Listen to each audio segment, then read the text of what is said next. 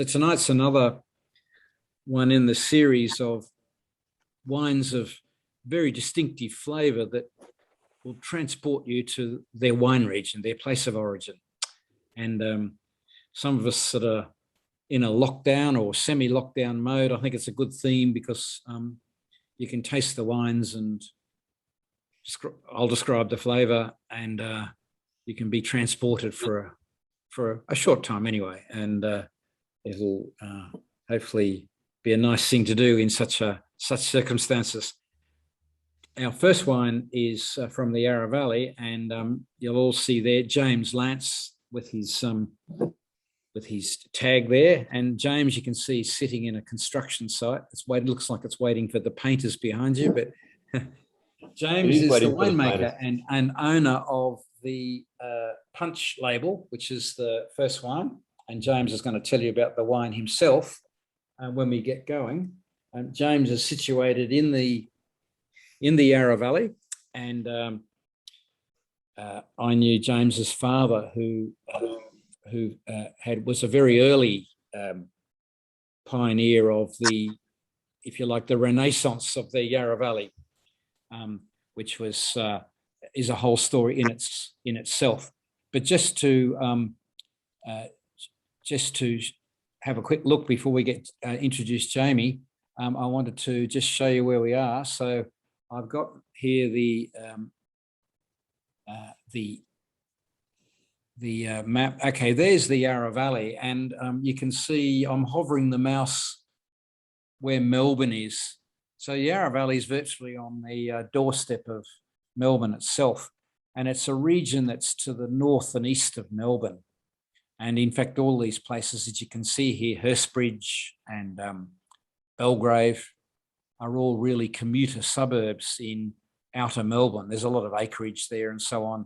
I guess the towns that are known, Healesville's probably the biggest town that's quite well known and very historic in the actual Yarra Valley area itself.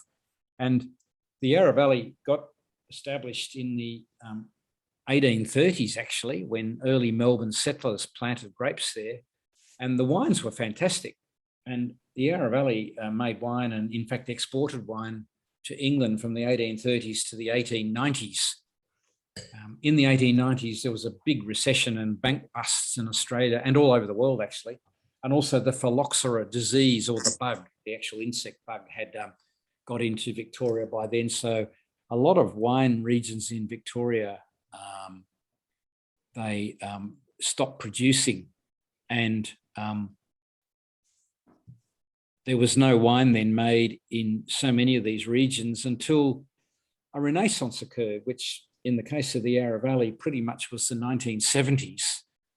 And the area quickly became known for premium wine. And James's father, David Lance, was a great pioneer, which I'll get James to talk about in a sec. Just before I take the map off, the Yarra Valley, you can see it's quite a long region. So to drive from, this western northern area at Kinglake, sort of through Yarra Glen and Seville and across to the eastern part here, is probably an hour's drive or 45-minute drive, I suppose. And there are variances. There are different soil. There's two main different soil types that you see, which has a bearing on it. But I think James will tell you about that. So I'll just take the map off for a moment, and we can all see each other again. And to the first wine, which is a Yarra Valley Chardonnay, I think Yarra Valley Chardonnay always has a quite distinctive character. And it always has it's got a white peach and slightly green melon sort of aroma, and there's a fair degree of acidity. And Yarra Valley Chardonnay can fill the bill on what a lot of people would have imagined, and particularly English people imagine, is what white Burgundy and to a certain extent what classical Chablis tastes like. In recent years, Chablis and Burgundy, we're talking France, have been through a series of very forward ripe vintages. And in fact, you can see that Yarra Valley Chardonnay, with its underlying steeliness and that very elegant fruit character, can often be more Chablis-like than Chablis itself as a result of these very forward vintages that have been experienced in France in recent years. And prior to COVID issues, and when I was traveling, a number of times I was showing off wines to very conservative English people in London, and they were amazed at Yarra Valley Chardonnays because they, in their mind's eye and their view of the taste, it was everything they expected from a fine white Burgundy, yet it was from the Yarra Valley. So I think Yarra Valley Chardonnays are less generous than, say, Mornington Peninsula or Adelaide Hills. Adelaide Hills tends to have a more grapefruit, tangerine, citrusy spiciness on them.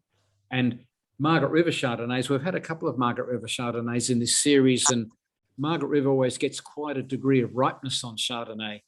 And so Margaret River Chardonnays are fuller flavoured. And where there's a white peach kind of aroma on Yarra Valley, the Chardonnays of Margaret River tend to be a golden peach and a much riper style to them. So quite distinctive, quite different. And if you've got the same wine as me, and you can try the Friends of Punch Yarra Valley Chardonnay, you'll see it's got that very elegant creaminess to it, but it's got that white peach and slightly green melon aroma. And to taste it, it's got that lovely creamy yet dry texture, which is the whole thing that Chardonnay can do so well. And there's really other white grape varieties just don't deliver it. And I can still taste it, so the wine's lingering on really well. So it's pretty nice Chardonnay. I think it's a really good example of a sophisticated Yarra Valley Chardonnay at a relatively affordable price.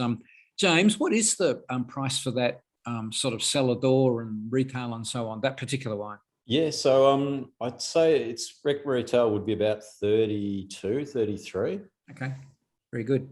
You know, I think it's a great effort. So fantastic. Over to you. Do you want to kick us off? And why don't you jump straight in and tell us what you think makes the traditional taste of the Yarra Valley when it comes to Chardonnay, and then go on and tell us about how you came to it and what your current wine interests are there.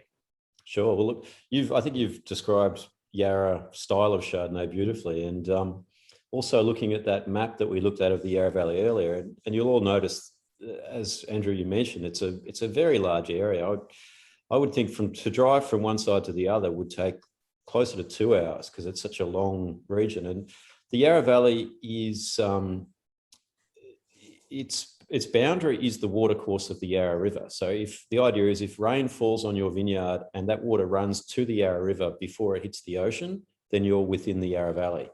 And by setting that boundary, it's a stroke of genius in one way because it takes all of the politics out of it. There's no question about whether you're in or out.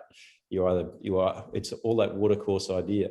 But the downside is that it's such a large region, and it incorporates, a lot, probably, I would say maybe 4 or 5 significant different mesoclimates, and that leads to slight stylistic changes. There's also different soils. There's at least 3 predominantly different soils running through that area, very different elevations, very different rainfalls. So I think one of the things that will happen with the Yarra Valley over a period of time is that we'll talk more about subregions.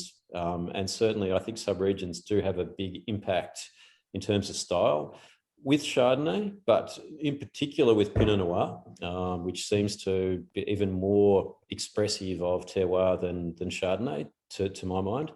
The Yarra Valley with Chardonnay, even though we have these dramatically different areas in the Yarra Valley, seems to have a consistency of style throughout, which is pretty remarkable. And I think the Yarra Valley does an extremely good job with Chardonnay, even though we have significant vintage variation in terms of rainfall, in terms of temperature, picking dates, things like that. We do seem to be able to have a consistency of style year to year and across the region. So when you're drinking a Yarra Valley Chardonnay that it will taste within these parameters. It will taste pretty much like a Yarra Chardonnay. There's, of course, different choices, particularly about picking dates, which is the most important choice that you can make of all, as to how what sort of fruit spectrum you'll be looking at, what sort of level of ripeness, what sort of level of acidity. But the Yarra seems to just be beautifully suited to growing the style of wine that we make, irrespective of all of those other choices and vineyard sites. You know, it still asserts itself as a Yarra Valley Chardonnay, and you really got to get something wrong to make it a real outlier from that style. Now, Andrew was mentioning my father being one of the pioneers, and he was there just after, I guess, the Renaissance really began. In the sort of late 60s, we had people like John Middleton at Mount Mary and Bailey Carrodus at Yarra Yering. We had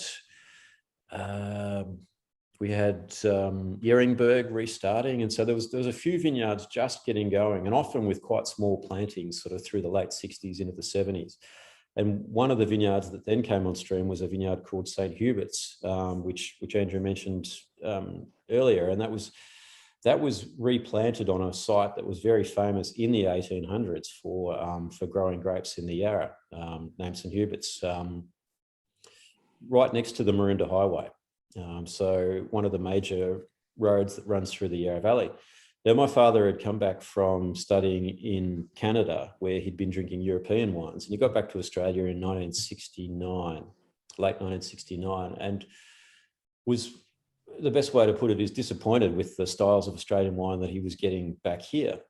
So he thought, well, he'd been studying chemistry, so he had his chops for thinking about how to do it.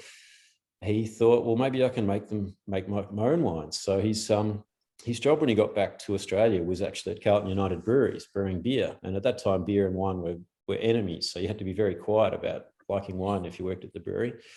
But he actually found a couple of other workmates at CUB who were also interested in wine and making wine. So they, for a few years, they used to make wine at home, just like a classic sort of European way to do things, even though none of these guys were Southern European.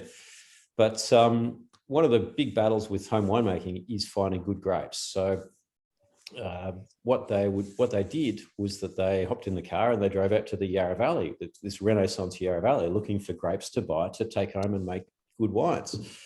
And they drove past St. Hubert's, the replanted St. Hubert's, having its second crop, I think. And there was pickers there picking, so they stopped the car and went and yelled out to the pickers, you know, can we buy some grapes? They said, you talk to the boss. So where's the boss? He's over there. Went and spoke to the boss, and the boss had been tasked with making the wines for the new St. Hubert's. His family had replanted it, bought the property, replanted it, but he didn't know how to make wine. And so after talking to the boss for a few minutes, the boss decided that these three guys could be the new winemakers at St. Hubert's. So they were installed as the new winemakers at St. Hubert's for that vintage. They didn't just get grapes to make at home, but they actually got the run of the vineyard. And that was 1972. So throughout the 70s, these three guys, which was my father, David Lance, two other guys called Alex White and Martin Grinbergs, were all making the wines at St. Hubert's. But they had to do it on the quiet because they all worked at CUB. And as I mentioned, the beer industry was very protective about not letting the wine industry take off and take their market share. So they had to keep it under wraps. So St. Hubert's actually had another marketing manager who was listed as their winemaker. And all three of those guys made the wines at St. Hubert's, but all wanted to do their own thing as well. So my parents started looking around for another place to plant their own vineyard, and as did the other two guys. The other two guys eventually started a vineyard called Lilydale Vineyards, which went through a couple of ownership changes, but is now resurgent as a family-owned winery. And my parents eventually found a property in the northwest part of the Yarra Valley, so close to the township, between the townships of Kinglake and Hurstbridge in that map that Andrew was showing, northwestern corner. There we are. So where those, yeah, exactly, in that area where the cursor is. And they started a vineyard called Diamond Valley Vineyards, which they grew and did very well with for many years. But when it was time for my parents to retire, all of their assets were basically in the vineyard and winery and brand. So they arranged to sell the brand, but not the real estate. So we kept the vineyard and winery within the family. I'd been working with my parents there for, gosh, 12 years already by then, I think. And I was very keen for them to not sell the vineyard because I'd fallen in love with grape growing and winemaking, and I wanted to keep doing it. So when they sold the brand of Diamond Valley, my wife and I took on leasing the vineyard and running it, and started our own brand called Punch, which was the new brand for our family vineyard and winery that my parents started planting in the 1970s. And so our first wines were called Punch, and they were all from our estate vineyard.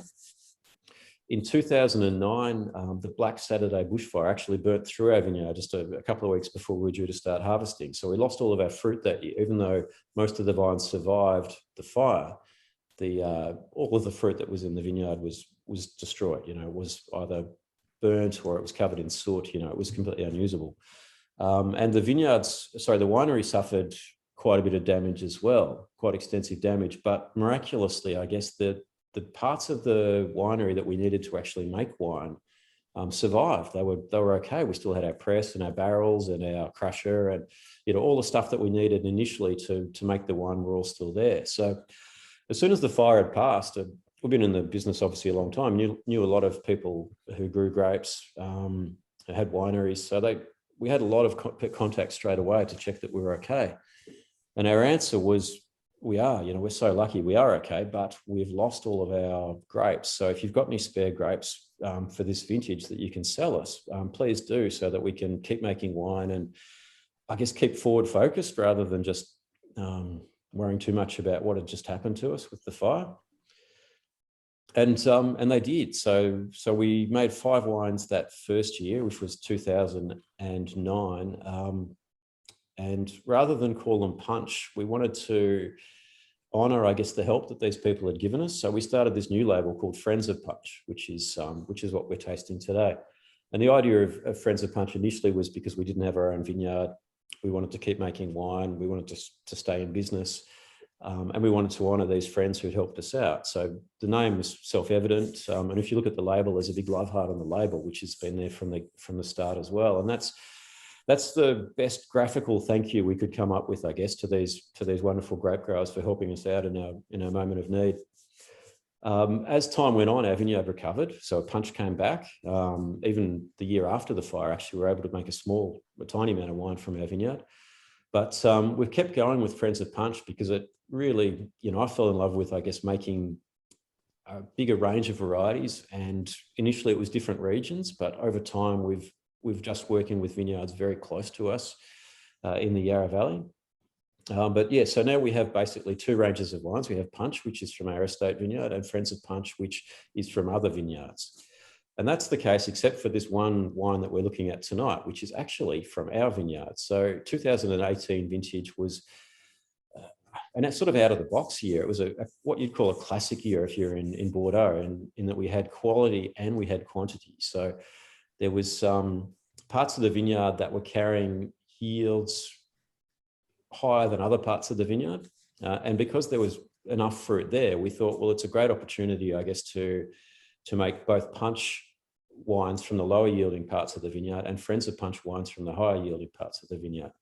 So in 2018, in the Chardonnay block, we picked out the bits that were carrying a higher yield and picked those separately to the bits that were carrying the lower yield. The lower yield went into our Punch wine. The slightly higher yields went into this Friends of Punch wine. And we did make it slightly differently as well than we made the Punch wine. Normally, we would whole bunch press our fruit directly to barrel for barrel ferment on full solids, because there's, we think that there's so much fruit power in our Punch fruit that it actually wants that extra level of winemaking artifact that you get from those higher solids ferments. With this Friends of Punch, because it was running a slightly higher yield, we felt that the intensity might be slightly lower, so we didn't make it that way. We actually pressed the fruit to a tank and gave it a quick settle, so it was an overnight settle. So we weren't taking the full amount of solids to the barrels for fermentation, just so it's a little bit more, I guess, it's a bit more fruit focused than our punch wine would be at this age. We find that those solids characters in the Chardonnay do diminish over time. So, you know, there's so much I can say about all this, but the wine in the glass, we're really happy with the way that the wine turned out. It was all barrel fermented. We only use wild yeast, so we don't add any yeast. It's just the yeast on the fruit that does the fermentation. So we're really, I guess we try to make all of the wines as naturally as possible with absolute minimum preservatives as well, because I'm reasonably sensitive to sulfur dioxide, and I understand that lots and lots of people are as well, and probably lots of people who don't even realize that they are. They think that the wine makes them feel bad, but it's not the alcohol, it's the preservative in a lot of wines, especially young wines, that's causing a lot of the adverse reactions. Oh, So, the sulfur dioxide. sorry, can you say that Paul, again? mute your microphone. I missed that comment, sorry. And I just yelled out to Paul to mute his microphone. So there was a dog barking or something. Oh, okay, no problem. Sorry about that. But yeah, this is our Friends of Punch Chardonnay, and it's actually a one-off. So we made, in 2018, we made a Friends of Punch Chardonnay and a Friends of Punch Pinot Noir, both from the higher yielding parts of our punch vineyard. But in every other, this is the only Friends of Punch Chardonnay we've made so far. And most other years we make our Friends of Punch Pinot Noir from another vineyard about 12 kilometres from our vineyard called Hickory Downs. So yeah, this is a bit of a one-off, and it's an interesting choice. I mean, it's a great choice for tonight, I think, Andrew. It does, to me, show that Yarra Valley style very, very clearly. Plus, because of the way it was made, I guess it's showing better younger than I guess the equivalent punch wine would be, which I think, you know, usually takes sort of a good 5 years from vintage to really start showing its best. Whereas this wine is in a really happy place now. It should stay in that happy place for at least another 5 years, but there's no need to wait any longer to enjoy this wine.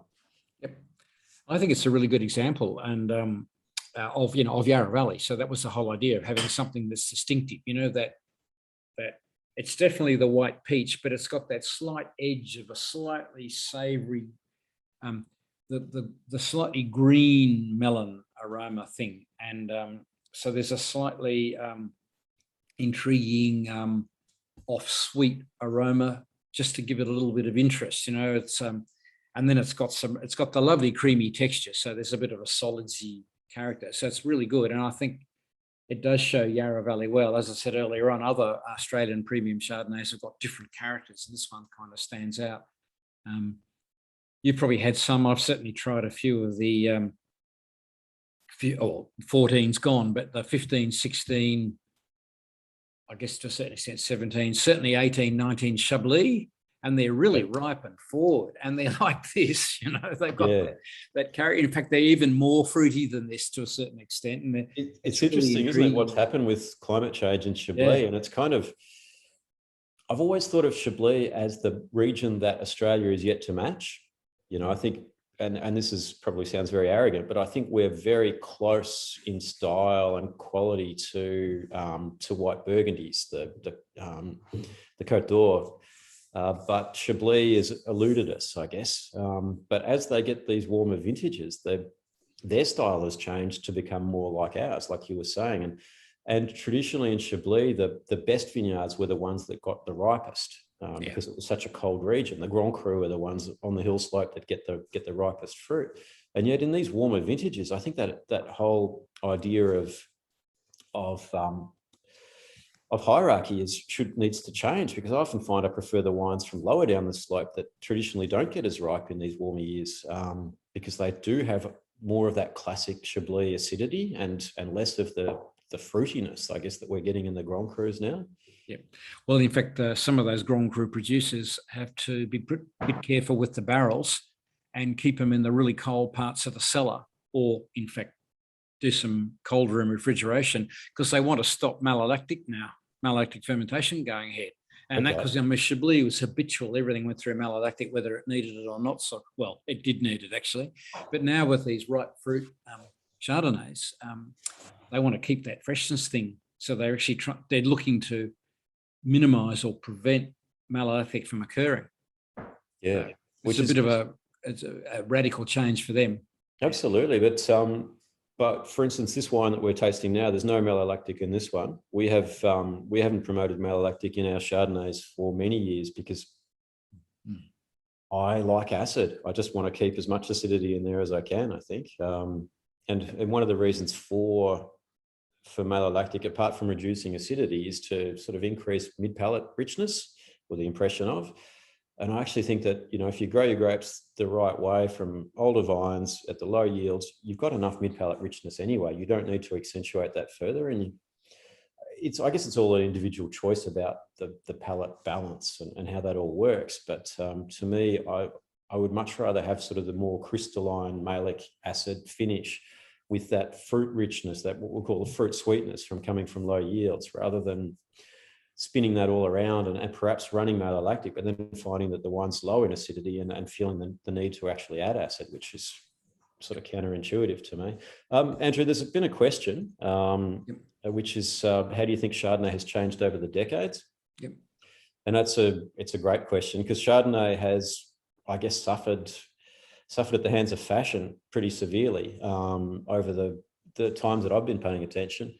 I started seeing these wines, or started paying attention to wine in the 1980s, I guess, as growing up in a winemaking house, a grape growing and winemaking house. And, kudos to my parents. They always sort of stayed true to their idea of what Chardonnay should be for them, which was, I guess, something down the middle. It has richness, but not fatness. It has acidity, but not leanness. It has fruit, but it's still got elegance. Those sort of ideas of that middle path, I guess, with Chardonnay.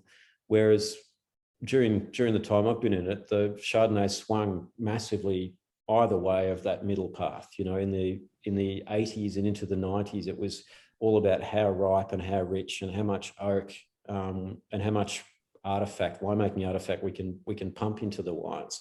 And these were the wines that were winning all of the show awards, which was pushing the style further and further to that extreme. You would know these wines well. I guess the Rosemount Show Reserves and things like that were what I think of as that style. Very full malo, very buttery, lots of oak, often quite popcorny, caramelly oak. And that was a style that was very popular for a while, but it got almost so extreme that it put a lot of people off. And that's when the ABC movement, the Anything But Chardonnay movement, really kicked off. And as a reaction to that unpopularity of Chardonnay, a lot of producers said, right, we'll swing the other way and we'll go to unoaked Chardonnay. So we'll pick it pretty early. We'll ferment it in tank. It'll be more like a Semillon, I guess, in style. And that pleased, to my mind. It was popular for a couple of years, but in most cases it didn't please many people at all, because it lost the beauty of Chardonnay, and it also was counter to the fashion of richer Chardonnays. And then I think, to my mind, the pendulum has sort of swung back to the middle ground now, and most Chardonnays I try are all in that sort of middle ground, which is where I like them. I think it's a real golden age for Australian Chardonnays that, I drink not as widely as I should, but it's very rare that I have a Chardonnay that I don't think is stylistically where I'd like it these days. And I think, most Chardonnays are very, very good in Australia these days. It's a great time to be drinking Chardonnay in Australia. I agree. I think probably one thing that has to be pointed out is that to get a good, complex, elegant Chardonnay of the style you're talking about, you probably do have to spend a certain amount, the $30 territory. I think you can get an awful lot of Chardonnay down at, in fact, $12 if you want to, which is a very simple, Chardonnay cordial sort of drink. Okay. And there's a lot of that around, and it's probably not doing us that much of a service, because when you go to a lot of supermarkets in the UK, that's what's on offer. and the wine sells for £5, and that's what you get. I think we're all talking about spending a bit more than that, and I agree. If you do spend a bit more than that, and especially if we're prepared to spend $30, the wines are terrific and very elegant, very good. You can get that richer style. We had a discussion about a month ago about Margaret River Chardonnay because we happened to do a Margaret River thing, and that's still quite a popular style, quite a big style, and some of them are changing. Lewin Estate used to be the pace setter with that low char Limousin oak that gave you that cashew nut kind of oaky character on the wine, which is very rich. And there was a sort of a buttery, sweet cashew kind of aroma. And it was very popular. It still is, actually. Lewin are actually pulling back on that a bit. The new winemakers easing back. But it's certainly a bit of a style. I wouldn't say it's buttery, but it's certainly a really rich, sweet type of Chardonnay. So it's certainly an interesting range that you see. Yeah. Yeah. Now, anybody got a question or a comment or Meredith, do you have the same wines as us? Have you got? I think I saw you drinking the same wine. How do you find James's Chardonnay? You can be rude if you want, but you probably. Do you want me to block my ears? No, it's lovely. I'm really enjoying it. That's true. Have you been to the Yarra Valley before to have a look? No, I haven't been to the Yarra Valley, but hopefully when borders close, yeah, we can get there. Oh yeah, it'd be nice to go traveling, wouldn't it? Yeah, that's right. How are you, Paul? Do you have the same wines as us, or you got something different? You're on, got yourself. Sorry, I was on mute. No, I've got the same wines that you've got. Yeah, I really enjoyed this Chardonnay, and I've enjoyed your discussion, and particularly Lance's review of how Chardonnays were, because that's how they were when I started, and. I went to a wine tasting with a wine master at the time, and we tasted 10 Chardonnays, and there was about 12 of us there, and 9 out of the 12 all rated the oaky ones highly. The wine master and one other got it round the completely other way. And I remember going to him afterwards and saying, what's going on here? What are you tasting, or what are you enjoying that I'm not tasting? Yeah, It was educative. it's certainly one of those intriguing things. One of the theories that you see is that a lot of Australians, when they go for a meal with friends or at a restaurant or someone else's house or whatever, kick off a meal like that with a beer or two before they start on the wine. And there's no question that if you've sort of conditioned your taste a little bit with a couple of beers, with that really strong sort of bitter character of beer, the slightly buttery or bigger, richer Chardonnays then look quite good after that. And that's why so many Australians like it. Whereas if you go to an acidic wine after drinking beer, you notice the acid content. You really notice it, and it jars a bit. And that's always been a bit of a theory as to why Australians still, to a certain extent, hang out for the richer, creamier, buttery Chardonnays, I think. So I think if you have a glass of champagne first and then move to the Chardonnay, that you can see people liking the more elegant, more savoury style of Chardonnay. And there are a couple of marketing papers about that. Anyway. It sort of explains what's going on. Yeah, we're gonna move now. James, you hang in there. You probably don't have these wines, but there'll be some more questions. We're going to rattle through a couple of reds that I have that are also very distinctive of their region, and most of us have got the same wines. So I'm sure you've tried them, but just hang in there for a bit, and we'll come back to you. Sure. We're going to move to the first of our reds tonight, which is from the Clare Valley. And just again to make sure everyone's can know where we are, we're going to move to just to show you the Clare Valley. It's a district on its own. It's about an hour and a half north of Adelaide, and you can see there where it is. It's a very pretty region. It's slightly higher in altitude than the surrounding countryside. A lot of slaty stone. In fact, there are all slate quarries there. And the early miners that went there to mine the slate and the tin grew vines as well. And so the Clare Valley had vines planted in the 1840s and the 50s. And it's pretty much been an area that's been in production ever since, although the area did suffer a lot in the 1890s bank bust that also decimated Victoria. And the area's sort of been one of the most of the, one of the really historic regions, not a huge region, but big enough, I suppose, that's been part of the South Australian wine scene for a long time.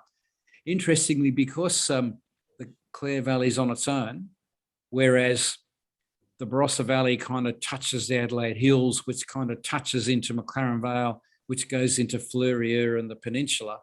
And in fact, you can drive from the Fleurieu Peninsula all the way back up through the Adelaide Hills or McLaren Vale, Adelaide Hills into the Barossa Valley.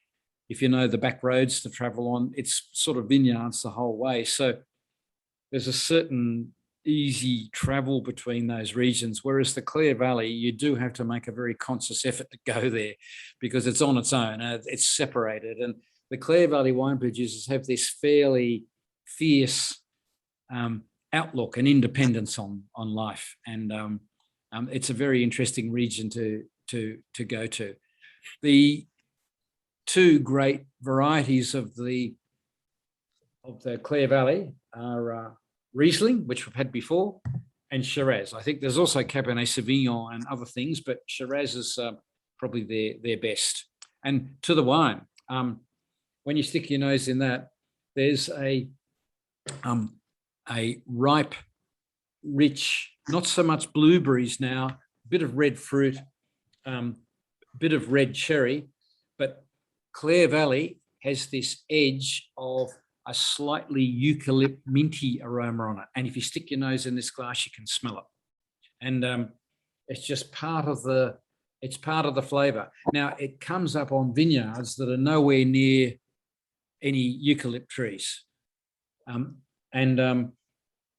There's lots of debate about whether it's got anything to do at all with the eucalypt oil that blows off the trees, or whether it's just something to do with the way the Shiraz develops in this very slaty soil that occurs there. That slightly mint eucalypt, it's just a touch, it's not a lot, but it gives a nice lift to the wines. And Clare Valley Shirazes often have that sort of style. On the taste, you can see that it's got lovely, generous character. It's not a full-bodied wine. It's medium full-bodied, but it's certainly nice. It's very palate coating, and there's a very nice balance. There's some nice tannin dryness just lurking with that mid-palate, and I can taste the wine quite distinctly now, and some time after I've drunk it. So it's got some lovely persistence, and it's a good example, I think, of a good middle of the road Clare Valley Shiraz. The district itself, Clare Valley, is famous for having a lot of little sub-valleys and sub-regions, which are interesting. So this particular part where Mitchells are based, they're just slightly in the Western Valley. And there are a lot of eucalypt trees there, actually, but that's certainly where they're located. I guess the most famous bit, there's around the Clare Valley township itself, and then there's the Polish Hill River area, which is a big undulating flattish plains area where a lot of very famous producers are located, and most Clare Valley producers that grow grapes there usually distinguish that it's from the Polish Hill bit when they do their labels, and it's just something they're very proud of. So I think that ever so slight mint eucalypt across the red cherry intensity is a real Clare Valley thing, and this wine's got it, and it's something that is very distinctive of Clare Valley, and the reds there generally show it to some degree, And so I think this is a really good wine for calling out where it's from. And when you try other Clare Valley reds, you can keep an eye out for it. And it has a distinctive flavour. I think it's a unique flavour. So, Frederick, imagine if you had a bottle of this with all your Belgian and French gang, and you put this in front of them. I think they'd see it as Australian. You know, it's got such that slight mint eucalypt character. I think it's very agreeable myself, but it's a very Australian taste, don't you think? Exactly. I was just going to say, back in France or Belgium, we would never have that. Yes, it's very Australian, and so we're not really used to it. So we're sort of listening and trying to figure out how to assess this sort of wine. It's quite new to us. Yeah, it is. There are whites and reds from the southern and towards the Atlantic coast of Portugal, and they don't have eucalypt trees there, but the whites and the reds have a generosity, and the reds there just show off a very similar, slightly herbal, minty aroma. There's no eucalypt trees. That's just what they do. And that's the other area I know that is quite similar to Clare Valley in terms of just picking up this flavour. Interestingly, that part there has a very slate limestone soil as well, and Clare Valley slate, as distinct from granite or other rock, other geological types. So interesting. It's one of those things that people write about. But I think interesting area. I like the richness and the softness on the wine, and there are other producers in Clare Valley who tend to do this same sort of thing. A little bit like comments in previous weeks about Barossa Valley producers, how they sort of tended to be in two types, the ones that make the traditional style with a lot of oak, and then the types that are under oaking, to use our expression tonight that James likes. Same in the Clare Valley. This is a under oaked Shiraz, and it's showing off fruit and that nice regional touch. But there are producers in Clare Valley that make the wines in a very traditional method that is very intense, a lot of ripeness, high alcohol, and a lot of oak. So, wines like Jim Barry has Armagh, doesn't he? Which is a very famous, iconic wine. There's some other producers that from that make that style, and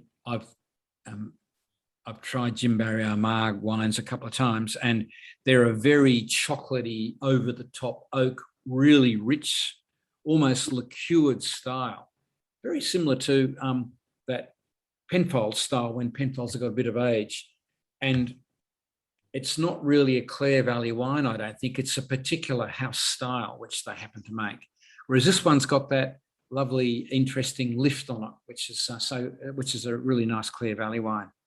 How does any other comments? You see Frederick's still trying to work out whether he likes the minty eucalypty edge on it or not. But how do the rest of you find it? David, what do you think of have you got this same wine as us? Yeah, I have. Yeah, I've got the same one. I find it, the liftedness is excellent. Like, I find it really quite large on the middle palate, and it does a bit of an anti-gravity thing. Like, it lingers really high on the top palate of the mouth, and stays there for a long, long time. So I do like that. And that tends to then highlight its tannic structure a little bit, which I find really interesting. Yeah, I agree. The tannin was lovely. From it's got quite a bit of tannin, but it's actually really balanced up well. It's nice. Paul, you've got this same wine as us, have you? I have. How are you enjoying it? I'm enjoying it. It's probably not what I'd call my go-to wine. I'm interesting. I've had some Grampian Shiraz recently, and I've really enjoyed it because it's quite different as well.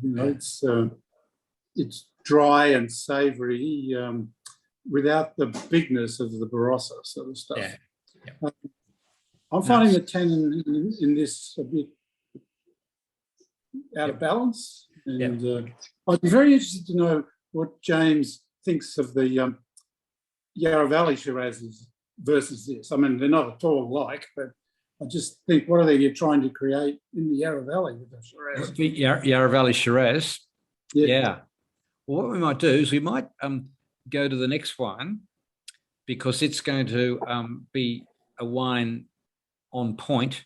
And we'll come back to James about Yarra Valley Shiraz, because it's a really good question, Paul, and we'll take that on notice, and we'll make sure that that James says something about that tonight. But let's go along to our third wine, which is our second red. This one's had a bit of press in recent weeks. The new James Halliday annual guide emerged about 2 weeks ago, and the guide had wines, emerging wineries to look out for, and new producers, and young guns, and all the usual bits and pieces. And this particular producer and this wine popped up as being one of the producers to look out for. Now, just again to quickly show you where we are, because I find this a very interesting part of the world. So there was Clare Valley. If we just go now to our map of Victoria, which you've seen before. Remember last week we were down here in the Mornington Peninsula when Gary Crichton was talking to us. So there's Melbourne, and there's the Yarra Valley there. But we're going to the north and up into this hilly area. There's the Macedon area, which is quite high altitude and pretty cold. And further north to Bendigo, there's Heathcote, which we've discussed before. And here's Bendigo. And just south of Bendigo is where this winery is located. And this part of Victoria is reasonably high altitude and is very hot and very cold. And when it's cold there, it's freezing cold. And it makes very interesting wines. It's a fairly extreme area for weather. And so there's a bit of Pinot Noir, not so much, but certainly Shiraz there has been very successful. And this Shiraz tonight is from that particular region. And so to the wine, lovely colour, nice and deep. On the aroma, there's that black cherry, slightly briary, peppery spiciness to it, which is quite different to the Shiraz that you'd get that's made with a lot of American oak barrels, that is the Penfolds Wolf Blass style from the Barossa Valley, which has a much more sweet chocolatey aroma. This has got that spicy, briary red cherry. And this kind of aroma is very much typical of the Shiraz. They call it Syrah, that you get in the Northern Rhone Valley, in Hermitage and Saint Joseph and those areas there. So, of course, this particular producer has used this Syrah name, which is a legal name you can use to denote that it's that style of Shiraz, as distinct from the Australian style of Shiraz, or typical Australian style of Shiraz. That's the aroma on the palate. It's got a richness, there's no doubt about that. The actual savoury acidity that I thought might be there is quite soft. I mean, it's really well done. It's got a real creamy feel, and it's not a really big wine. And it's got a lovely soft finish, which means not much oak on it. But it's a very creamy, soft feel. I think what is so nice about that wine is that aroma flavour profile, that slightly white peppery, spicy, red cherry, briary aroma. It's very, very enticing, and I could immediately think of a whole stack of foods that would match up with. But in the sort of food matching styles and the way that younger wine drinkers, and particularly younger sommeliers, are going, this style of Shiraz is pretty fashionable. So it's no coincidence that the Halliday Guide liked this wine and rated this winery pretty highly as a sort of a winery to watch and a style to watch.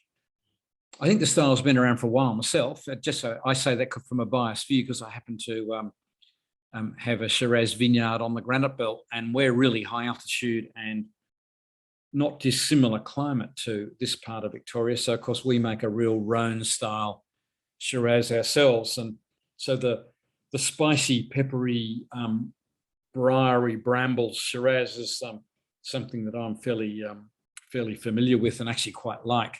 So to me, that style of Syrah we have tonight, to my personal taste, but I also think it's a really nice wine. So,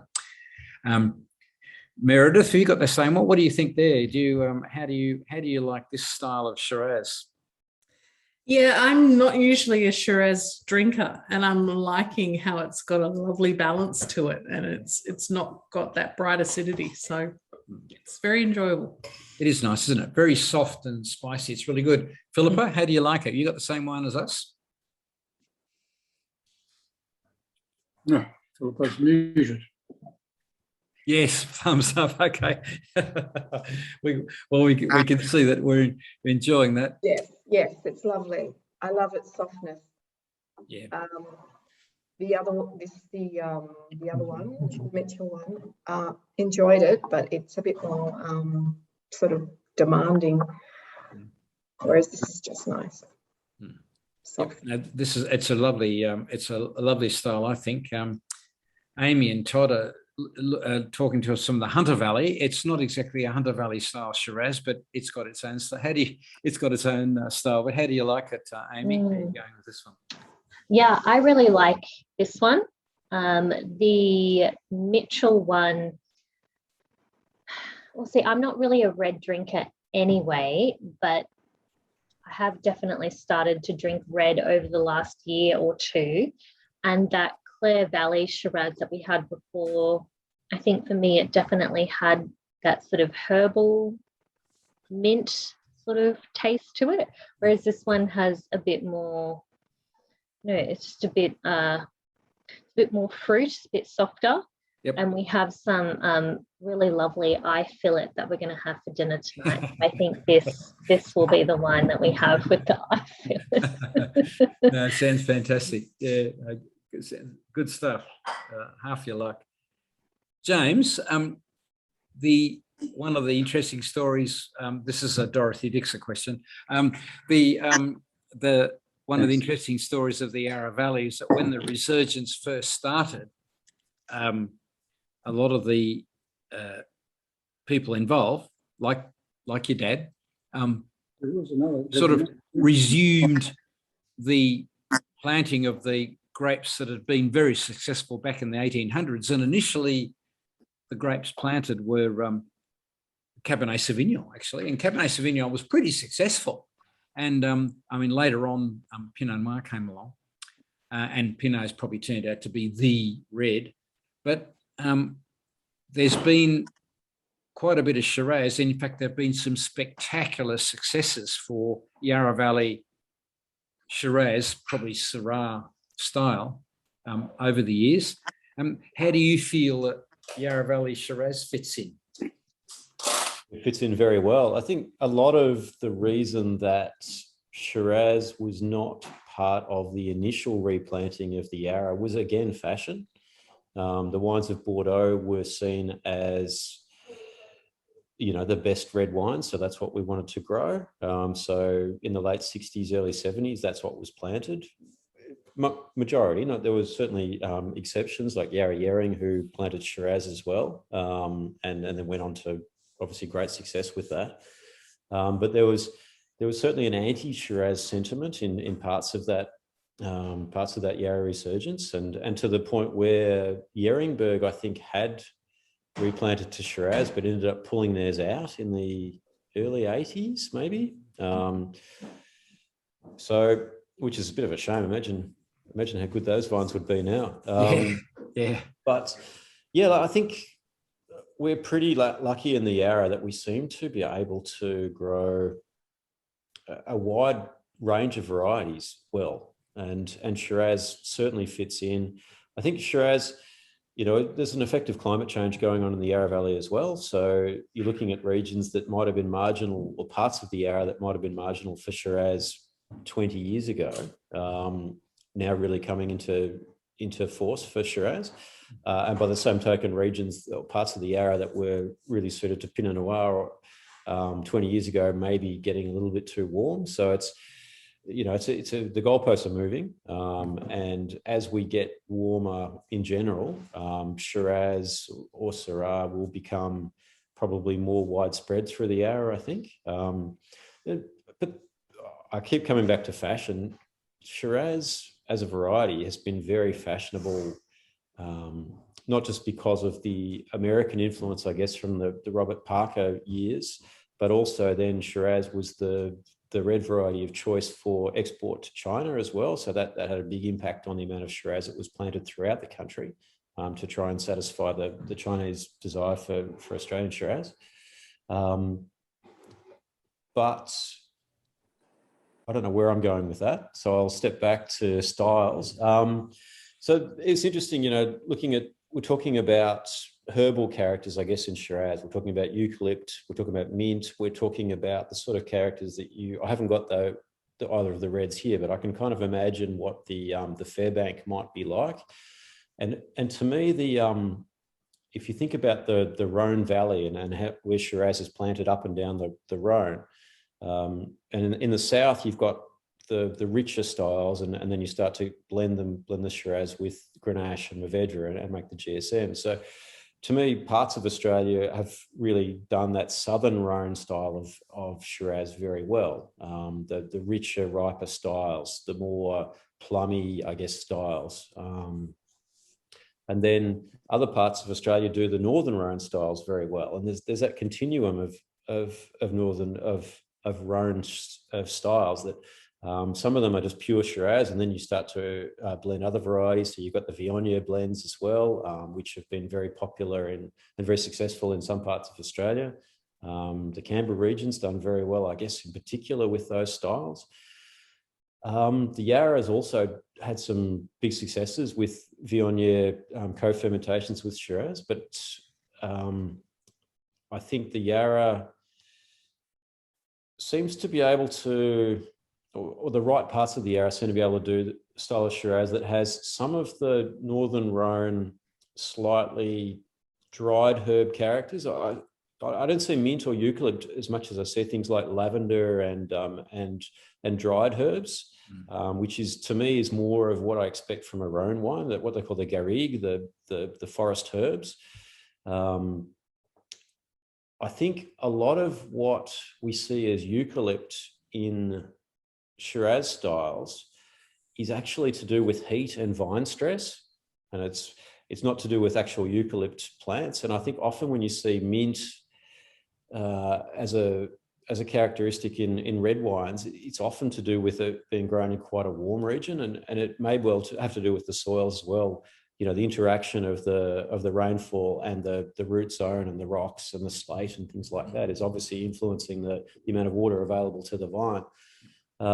But yeah, I tend to see mint as a bit of a negative in a lot of wine styles. To me, it indicates that something went wrong in the grape growing, whereas the lavendery kind of dried herb characters, I find that really lovely with Shiraz. Once you've got some blue fruits, some plums, some red fruits, and you've got a little bit of those those lavendy, florally dried herb characters, I think it really stops the wine from becoming overly sweet and overly porty, I guess, which is not the style of Shiraz that I drink very often.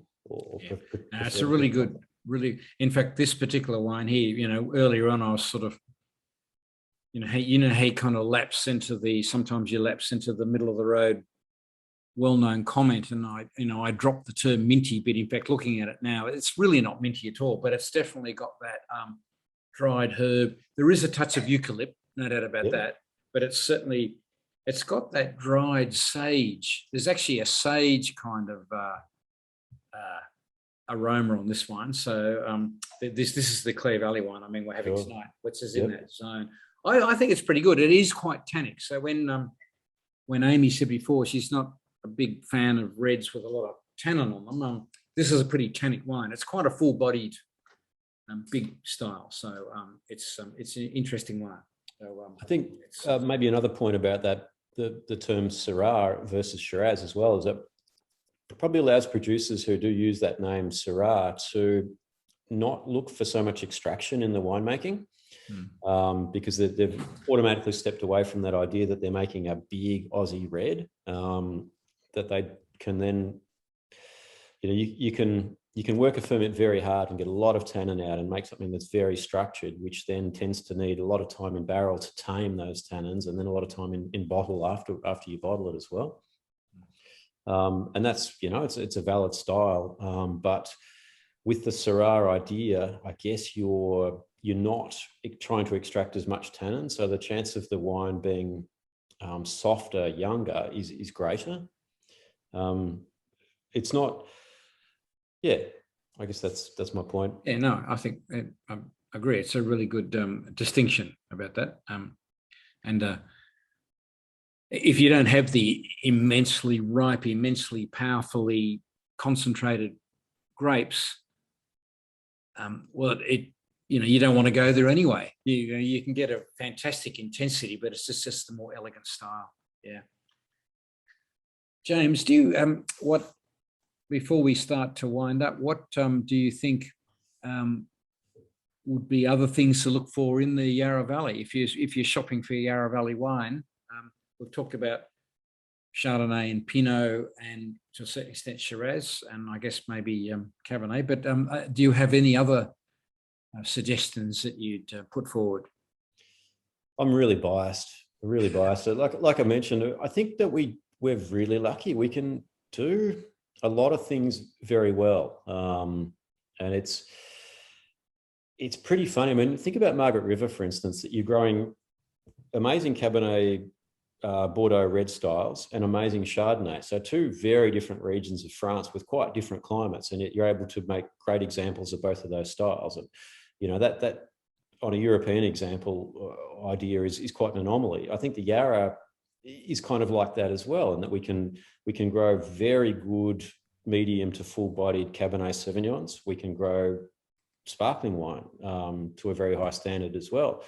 And sort of we can fill in all the gaps in between. So saying that, though, I do think that Cabernet Sauvignon and its partner varieties are one of the Yarra Valley's strengths. And it was certainly one of the Yarra's initial strengths that were recognised for in the 70s and 80s, our Cabernet and blends. I do think that the Yarra does a really cool trick with those varieties, and that from a lot of parts of the world, wherever you grow Cabernet Sauvignon, the wines often have to be quite gruff in their youth to age well. The tannins have to be rough and raw, and then they need taming by time in bottle to achieve smoothness. Whereas to me, the Yarra Valley seems to be able to, or the good examples, which is most examples from the Yarra, seem to have oodles of tannin, but it's very soft tannin. And so the wines drink well at any age. They drink beautifully on release. They drink beautifully at 30 years old, and they drink it beautifully anywhere in between. So I think that that's a bit of an ace up the Yarra's sleeve. Do you still have Cabernet grown on your place, or do you buy it in? Or yep, we've got we kept 1 acre of Cabernet Sauvignon in our vineyard from the original plantings from 1976, and the reason that we kept it, even though it's perhaps not it's not the most popular wine to sell compared to Pinot Noir and Chardonnay, but the reason we kept it is that I really believe in it. I think that we do a really valid example of that Yarra Valley style I was just talking about. Yeah, okay. And is that the Friends or the Punch brand? So that's Punch. Punch, yeah, okay. Yeah. What's just for everybody? What's the what's your website that has all that information? Sure. So it's punched.com.au or punch.com is our website. PUNCHED. As in, yep, Punch and as in Punch and Judy, punch.com. Okay. Well, punched, PUNCHED, because the actual punch was already gone. Yeah. Okay, punched. Yeah, punch.com. So our information's there, and it's this Chardonnay that we're drinking tonight, actually, that's not available from our website. It's like the opposite of a cellar door only wine, that one. It's only available through the trade, and that's really because I felt we've got enough wines already for sale. So this one, if you're keen to get some more of this, talk to one of our stockists. On our website, there's a list of stockists, and then we've got some well, you're obviously not all in Queensland, but we've got stockists sort of throughout the country. So that's the people to talk to about that. Well, those of us that are in Brisbane, this one came from Wine Experience in Brisbane, which is where all the wines tonight have come from. So sure. Well, they've been wonderful supporters of ours. Yeah, no, they're really interesting selection.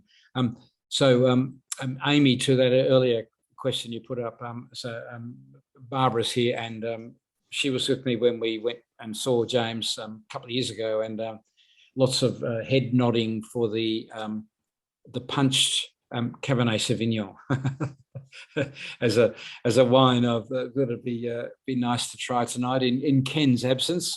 James, we have one of the guys who normally joins. He's usually got some wine of the week tip, which brings us to our recipe of the week as well, and the food matching. Now I know Anna Law, don't you jumping up and down and look, so we need to now hear from our resident food matching experts. Yes. So a classic combination, of course, because the Chardonnay is so close to a Chablis. So the classic combination with the Chablis would be a Sol Meunier, right? And so you would have the Sol in, and typically, so you know probably a Dover Sol, which is a bit larger, but actually in Belgium, in the North Sea, they would typically catch a bit smaller sort of sols, which is actually a bit tastier, and you would prepare that in sort of a buttery sauce with a bit of lemon on top of that. And that's a perfect match with this sort of Chardonnay. I think very elegant, and yeah. Sounds good. That's delicious. Yeah. And you, hopefully in lockdown, you're managing to, keep the food standards going at home in that way. And you can pick up on these really nice wines. Yeah, well, that's great. There's that one last question. We must finish up in a moment. But James, you see the question there. How's everything looking for you now? You're probably done all your winter pruning and heading for vintage 2022, which will be, I guess, March, April for you or thereabouts. How's it looking? Yeah, it's looking great actually. We've got budburst in our Chardonnay and Pinot, and I think we'll have budburst in our Cabernet Sauvignon. I'm back at the vineyard tomorrow, so I expect that the Cabernet probably will have burst by now. So we're kind of right in the zone for normal timing, so that's good. We've got very wet soils and full dams, so that's also great. Yeah, everything's looking great. The only issue is tonight we've forecast possibility of hail, which is we definitely don't want. Because, the shoots on the Pinot and Chardonnay are very small and very, very fragile. So if you get any sort of hailstorm at this point, it can really do a lot of damage. So yeah, fingers crossed that doesn't happen. One of the good things about hail, I guess, is that it is so localized that it's you don't tend to get massive clouds dumping hail across a large area. It tends to just be very sporadic. So 2 years ago, we had a little hailstorm move through the vineyard at about this time and affected the Pinot and Chardonnay, but only in a couple of spots. So it didn't decimate the crop. We just lost, maybe 10-15% of the crop because of that little hailstorm. So, fingers crossed we don't get anything. Fingers crossed no one gets anything. But if we do get something, hopefully it's not wholesale. Yep. Well, good luck with that. The AFL football grand finals next Saturday, and the rule is that after the AFL season's ended, you don't get another hailstorm. That's how it is, And you should have had all your flowering and so on. Righto, gang. We're going to finish up tonight. So we have our session next Sunday, and I've got all the selections organised for October in case there's long lead requirements because of the freight issues and whatever. So that should be on the website in the next day or two. So just keep an eye on that if you want to join in. And lovely to see everybody, and all those lovely recipes and dinner things I've heard tonight. You'll be able to head off and do that now. So I hope dinner's really good and you can finish up a couple of lovely wines. And I look forward to seeing everybody next Sunday. Okay. Good night, all. Okay, see you. Good night. Thank you. Thanks. Bye. Cheers. Bye.